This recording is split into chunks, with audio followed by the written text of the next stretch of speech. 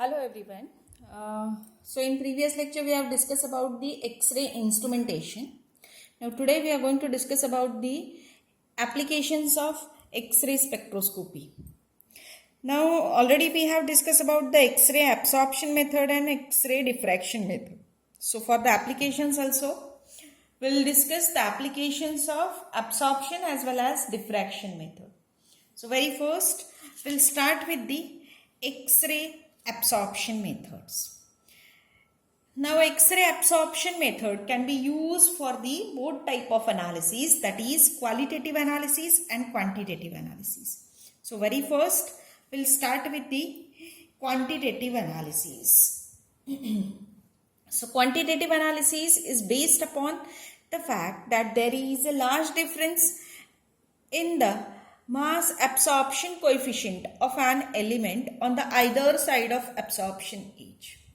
So quantitative analysis means very simple that we are going to find out the concentration.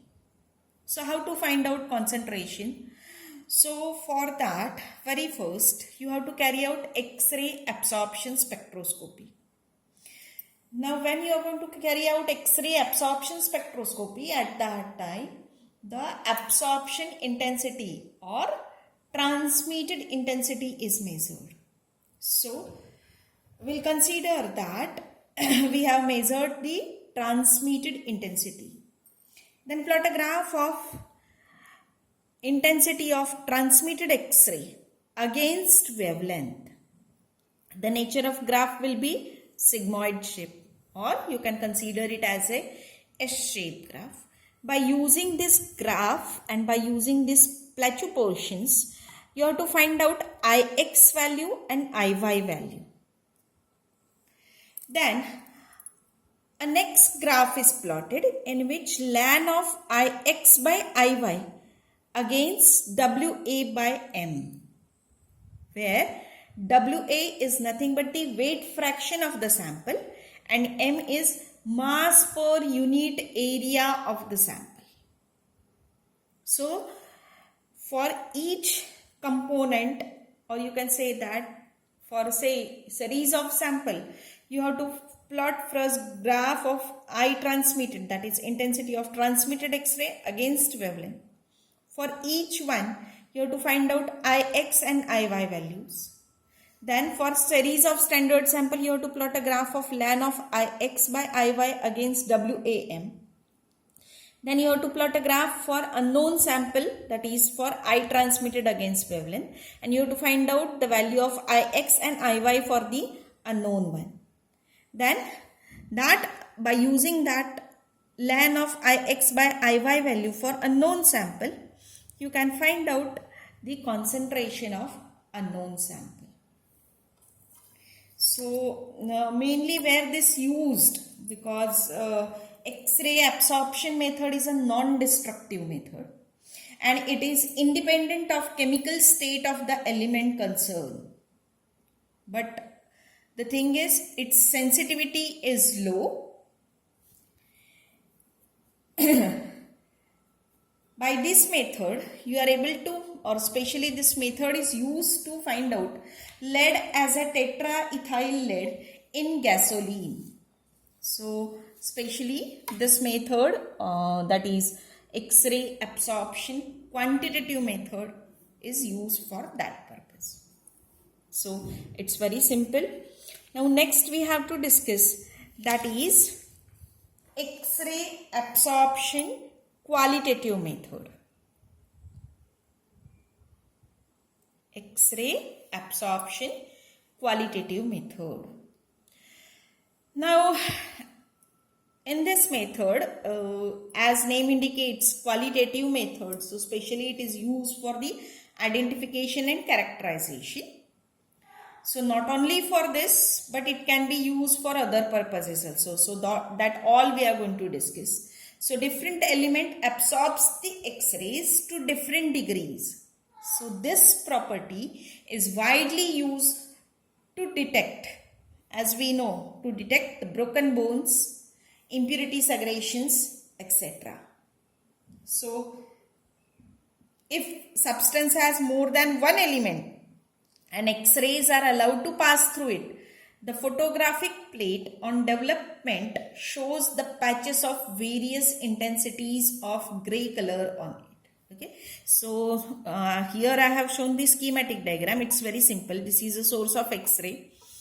In the path of X-ray, you have to put the sample, and behind it you have to put the photographic plate. So what will happen? X-rays when strike or incident on the sample, if your sample contains some material which absorbs X-ray, then remaining X-ray will pass through it. And on the photographic plate, when X-ray strikes at that time, and when photographic plate is developed, at that time it will show some patches. Okay, gray color patches or dark color patches.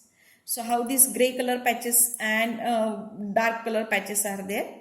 So various intensities of gray color are there. Heavy elements or heavy metals absorbs more strongly X-rays. So what will happen? So their presence will be revealed by the gray color patch or light color patch. While the light elements which absorbs X-ray to the lower extent, they shows their presence or they reveals their appearance by means of little darker patches on the photographic plate. So in this way you are able to find out. Now especially this technique or you can say that widely this technique is used in medicinal field, especially to detect the broken bones in the surgery. Okay. This technique is also used to detect trace elements such as barium and iodine in the body. So these elements are taken by the patient, that is they are swallowed by the patient, and their movement in the body is detected by the X-ray absorption method. Even their activity towards the tissue can be also detected. Okay, especially suppose patient has some infection in the respiratory tract or infection in the esophagus, then generally what doctor gives the solution of barium.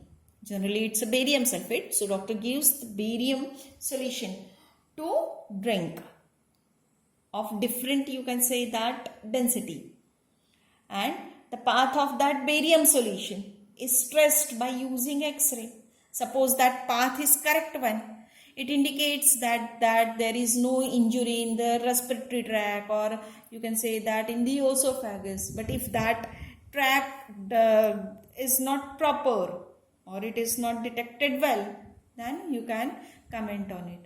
Or even the activity towards the tissue can be also determined by using this technique. Okay. One more thing, this technique is used to detect blowholes of the segregation of impurities such as oxides in the welds and other joints. So there also you can use this technique.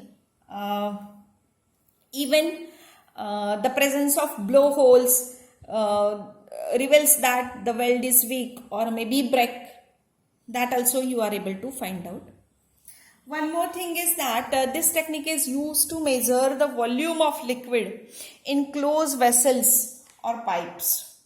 So suppose the liquid is hazardous for the health, or suppose the physical state of that vessel or pipe is such that you are not able to go and open it. At that time this X-ray technique gives you very best result, that without opening the pipe or without breaking the vessels or pipes, you are able to find out the volume in the liquid.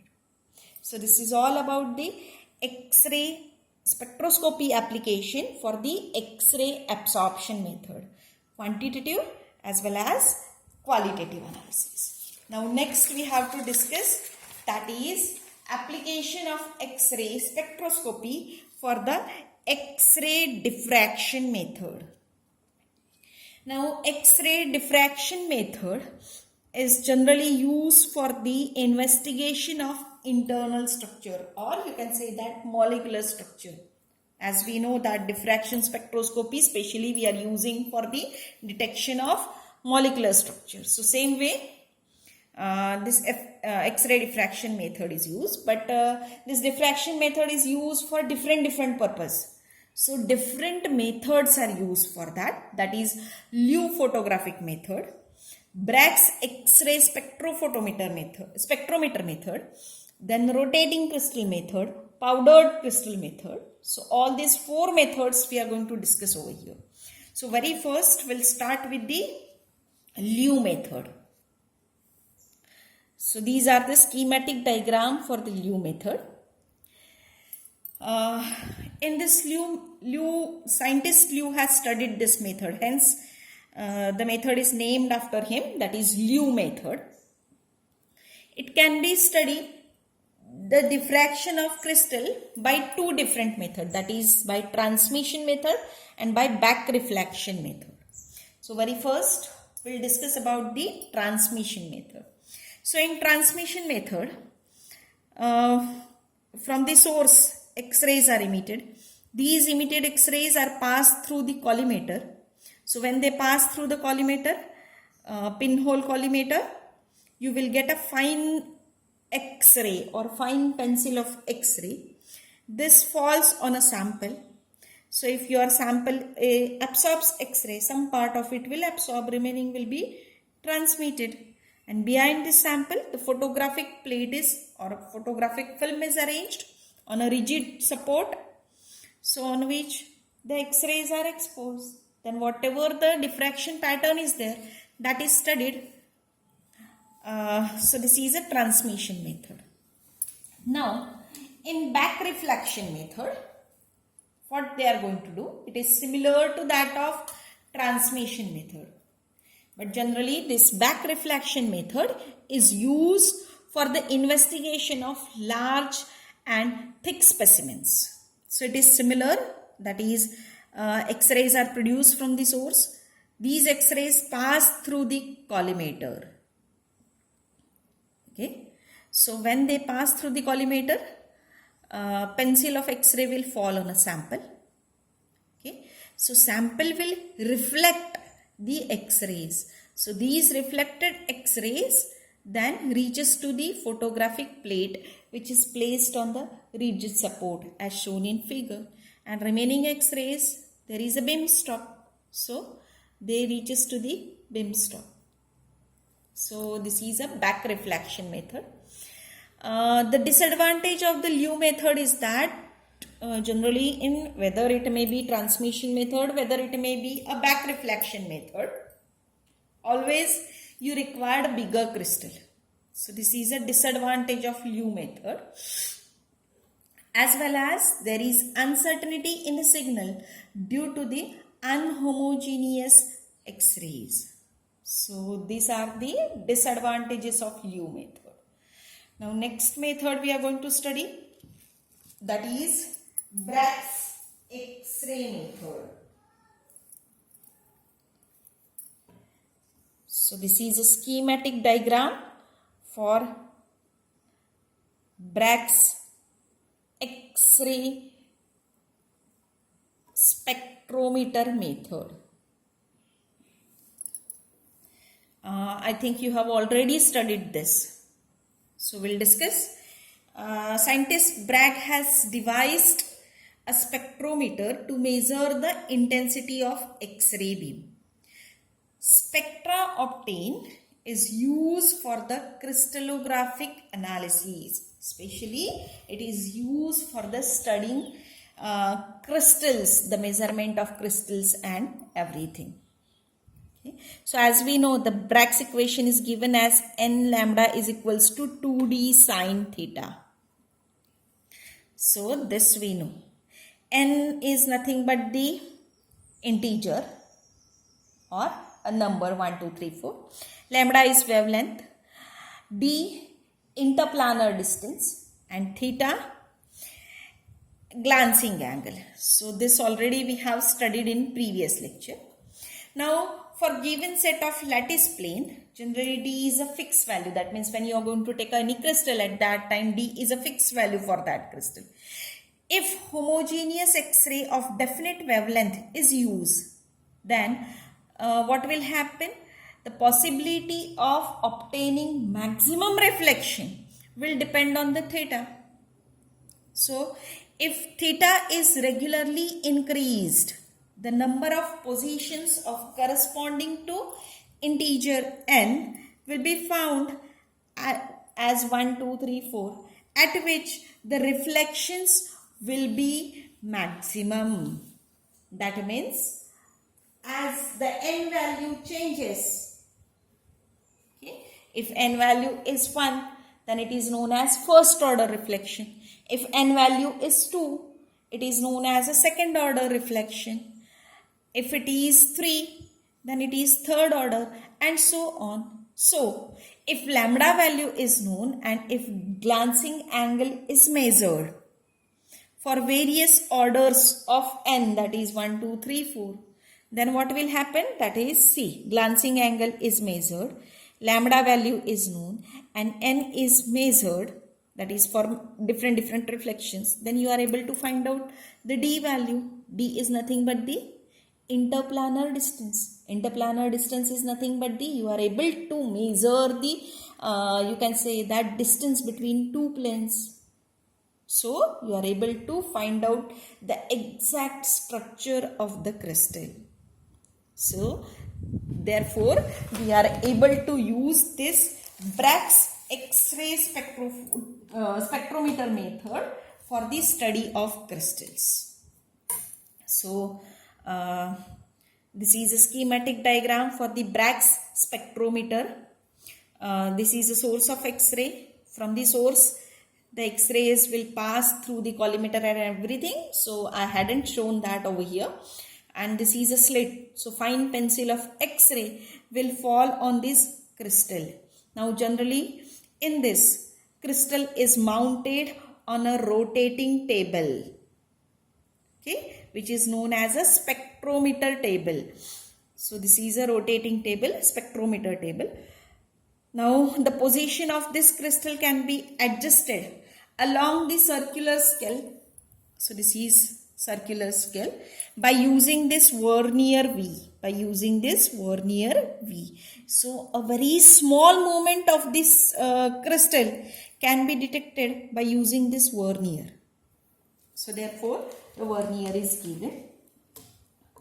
Now, from this crystal, the reflected X-rays passes through this slit and enters in the ionization chamber.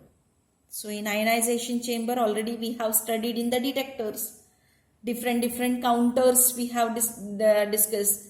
So, any suitable type of counter is placed over here, which will detect the intensity of X-ray. Okay, and it gives the signal to the electrometer.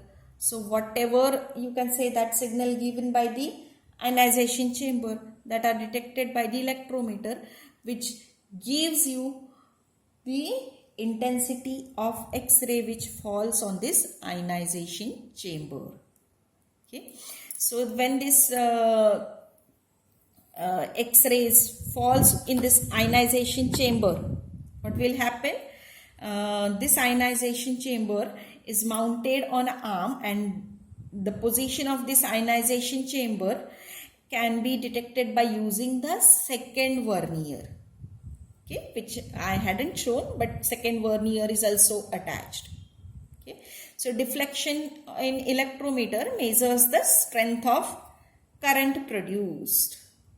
Okay, now how it works, that we'll discuss. Very first, crystal is mounted on this circular, you can say that table, in such a way that the theta is equals to 0, and ionization chamber is adjusted to receive X-ray. Now the crystal and ionization chamber are made to move in a very small steps. Okay, so a very small, the position of crystal is changed. Now they are adjusted in such a way that the angle through which the chamber is moved is twice the angle through which crystal is rotated. So, when crystal is rotated by 1 degree, your ionization chamber will rotate by 2 degree and so on. So in this way, at different glancing angle, that is at different values of theta, the maximum reflections where you are going to get, that is measured. So by using this experiment, you are able to find out n value, you are able to find out theta value. Lambda value is known because of which monochromatic X-rays you are going to use, that you know. And by using all that values, the D value is determined. So especially this method is used for the studying the crystals.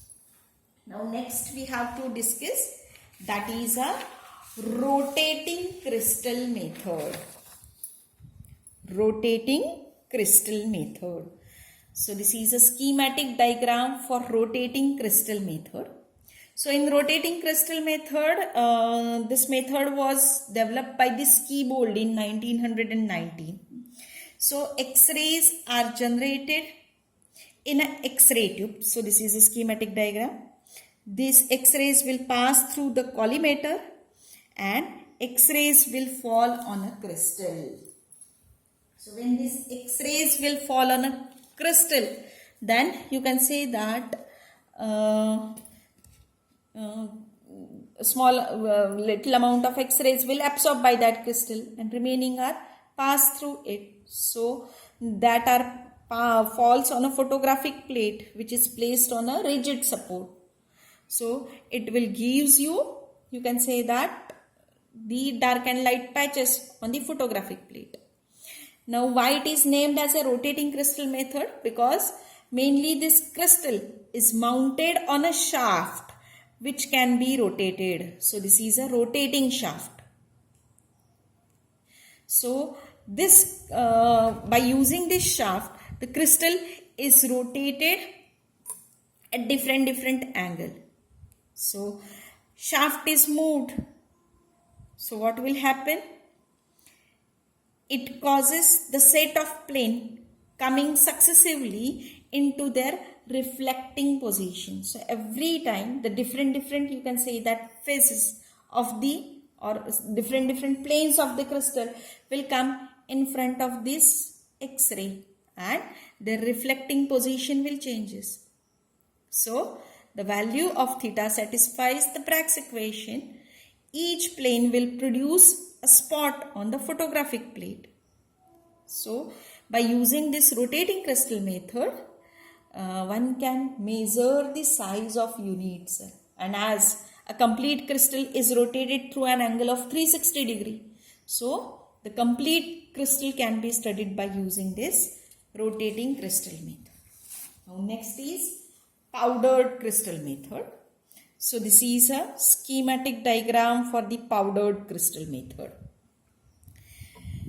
Now in all above described method, that is whether it is Liu method, whether it is Bragg's method, whether it is rotating crystal method, in all this method, the crystal size should be considerable. That is, a single crystal is required and size must be a larger. But many times what happens, the size of crystal is so very small. So, or you can say that the size of crystal is of microscopic dimension are available. So in such cases, this powdered crystal method is too much useful. So in powdered crystal method, the crystal sample is taken near about in 1 milligram or even less than that. Then monochromatic X-ray fall on a powdered crystal specimen through the slit. Okay. Now fine powdered material is stuck on the hair by the gum and is suspended vertically. So here I hadn't shown you that actually we can consider this as a hair, or you can consider it as a thread on which I am going to stick the powdered crystals. So a very small amount of sample can be stuck on it. So X-ray will come from the source, it will passes through the collimator and slit, it will fall on the crystal. Okay, now what will happen?